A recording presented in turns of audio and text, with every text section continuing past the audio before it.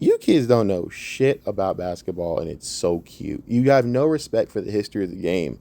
One of the things I don't like about today's game is they have no respect for history and they have no respect for researching that history.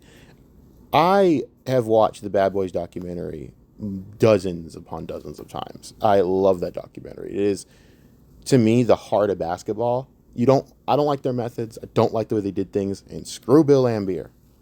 But something about that documentary hits me emotionally because I understand the spirit of the game. And a lot of people talk about, man, we need more poor players back in the league so we can get that heart again. Yeah, okay, shut the hell up. Watch the Bad Boys documentary. Listen to Bill Laimbeer and listen to Isaiah Thomas and listen to the bond they had over winning. Please listen to that shit.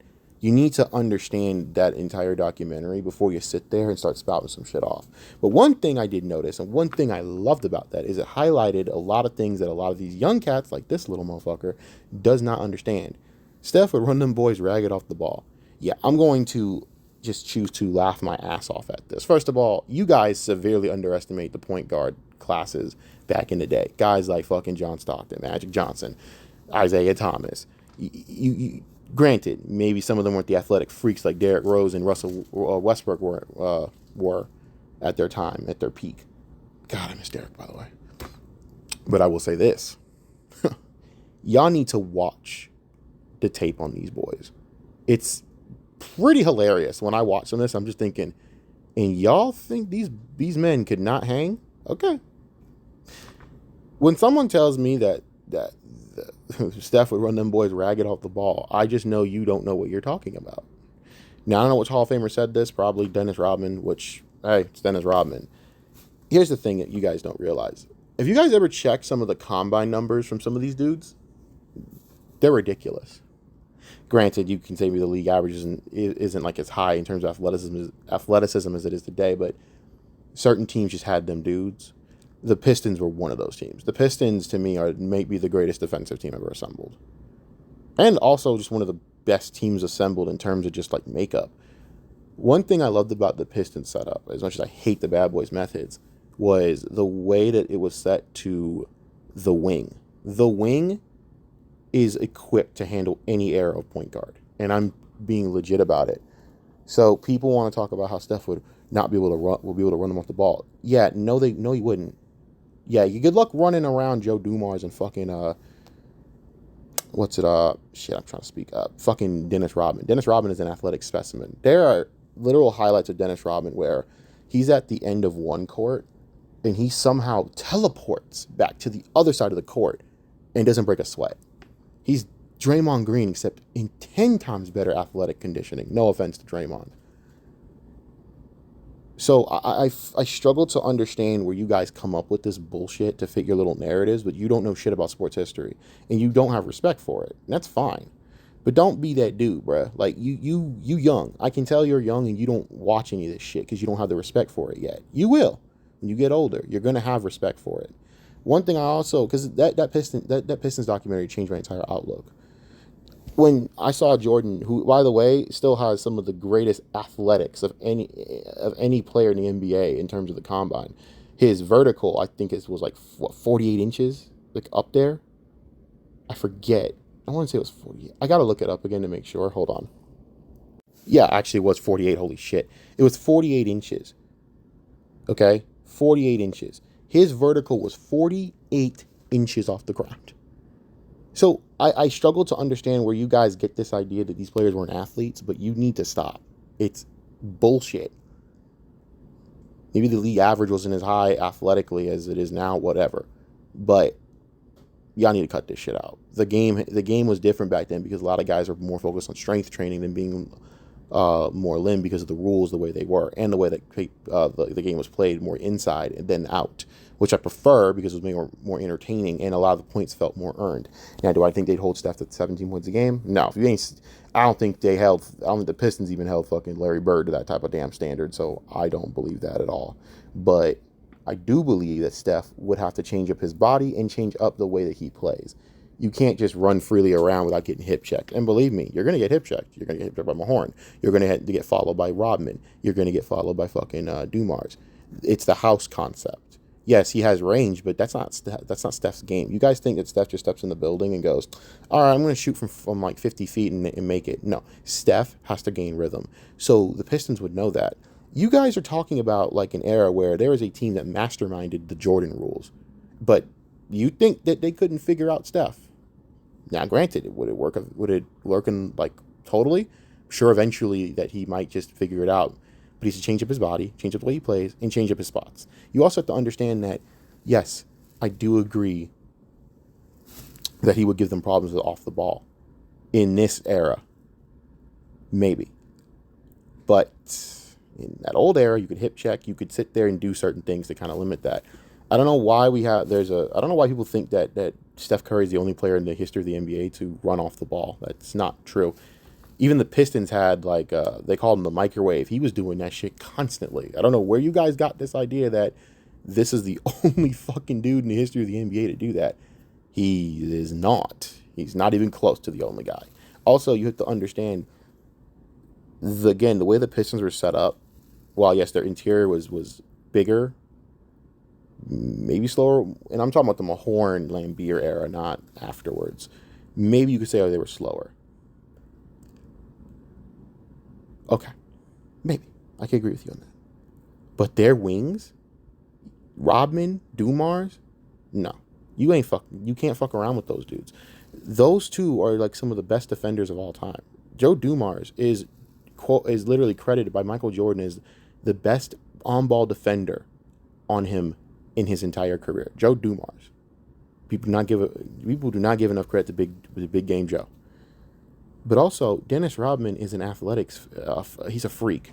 Dennis Rodman's athletic ability, it rivals any player today. I shit you not. This dude could jump out of a building. This dude could run up and down the court. There are highlights of this man teleporting back and forth from the court. So there's this highlight against the Sixers in the documentary where the ball, there's a turnover from like Barkley. Barkley runs up, and Barkley's a fucking athlete in his own goddamn right. So he's running up the court, and all of a sudden you just see Robin flashing like a bullet out of nowhere, teleported from the other end of the court to block that shit, and then gets up and sprints the other way like nothing just happened. But let's talk about how Dennis Rodman in his prime can't hang with Steph Curry running up and down the court. Are you sure about that? You wanna play with that shit? Go ahead. Do I think he does it all game? No, of course not. But then again, you have to also understand, Steph, do you think that Steph wouldn't get tired? Because then he has to guard Isaiah Thomas on the other end. Or he has to guard Dumars. Take your poison. They'll just go at him. Isaiah Thomas will piece that boy up. You understand, like, what Isaiah Thomas can do on the court is criminal at times with his handle.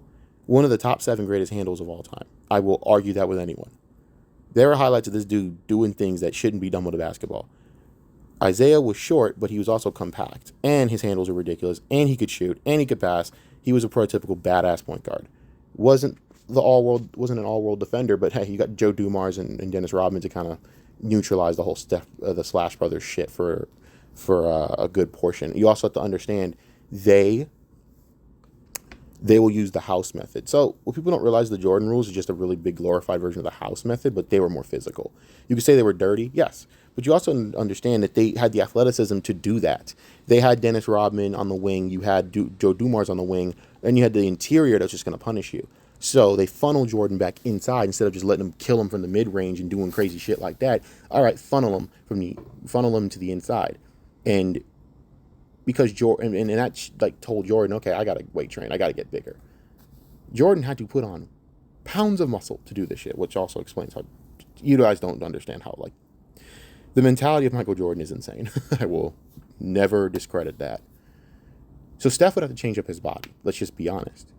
So I don't know which era we're talking about, but I'm talking about strictly from the late 80s, the 90s. Nah, you guys better start recognizing some things.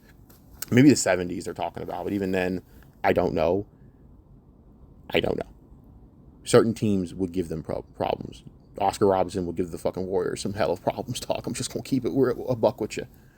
But the thing that will scare you most, hell, the Showtime Lakers have Hall of Famers everywhere.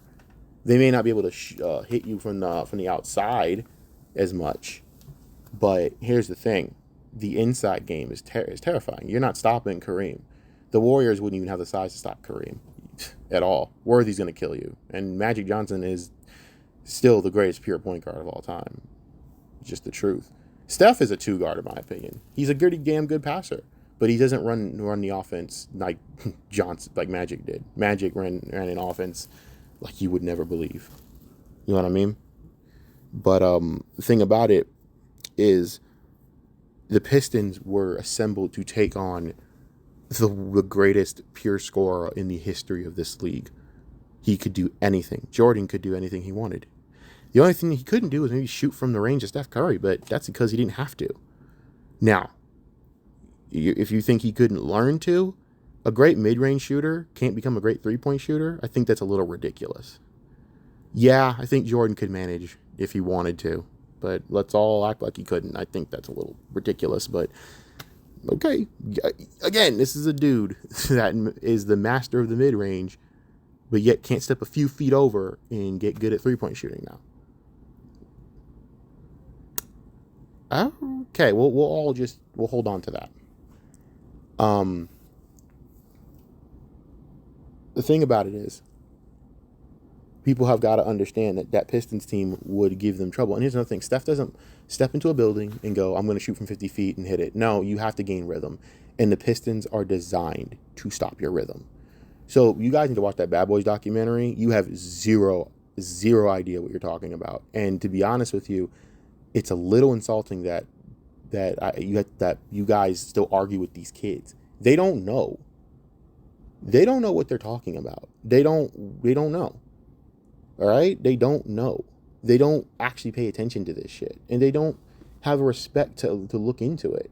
That documentary will change your entire outlook. And by the way, you guys can disrespect the Pistons all you want. You know who still holds the finals record for most points scored in a quarter? It was in the third quarter by Isaiah Thomas on one ankle. Homie couldn't dribble. He had to catch and shoot the whole time. One of the most inspiring performances you'll ever see. It's actually quite beautiful. And it changed my entire outlook on the whole thing. And that's what frustrates me more with the Pistons, is they didn't even have to really be dirty. They didn't. They had a team assembled to shut you down regardless. It's just that they did it for psychological reasons. But them boys were built. And it was and here's the thing. That, what you guys don't realize is about Rodman is, Rodman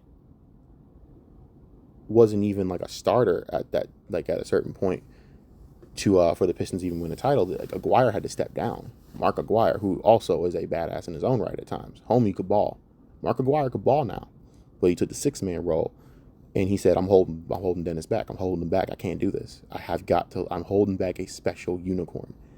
I'm telling you, you guys have this idea that you think that these players are all, again, chain smoking plumbers. You have no idea how stupid that is. It's not true. It's just not. It's really not. And I'm being honest with you. I was young once too, but that documentary made me humbled me and said, "Oh shit, respect. These dudes, they're no joke." So believe me, like Charles Barkley could still average 27 if he wanted to in this league today. He could destroy people. And the thing is, he'd be better suited for a player like him at a hybrid position. He did it back in the day where you had to play in the paint at 6'6" versus Towers. He'll kill you. He could do anything. Charles has never given enough credit for what he could do on the court, bro. I'm telling you. Killer. Same with same with guys like Isaiah. Now, the scoring thing, you say, well, they can't score enough to handle the Warriors. Yeah, they wouldn't have to. I have seen the Warriors be stifled before. And it was using principles that the Pistons really made more famous. So, I get it. People love their era now and whatever, but I think these kids just have no respect for like the older shit because they don't know. Parents, let your kids know, man. Start watching documentaries with them. Start teaching them, because it's a little embarrassing when I'm watching some of these idiots talk about some of this the dumbest shit. I cannot believe the gall of some of these dudes. Now you're talking about. I don't know which area you're talking about. The '70s shit's stupid to me. I don't care about that. That's the '70s. That was an entirely different world like not even near modern day rules. Compare the 90s. I want y'all to compare it because I swear to God, you're gonna look real stupid when you find out. You fuck around and find out that shit was different back in the day for a reason. And even then, you're gonna fuck around and find out these teams were equipped to handle certain things.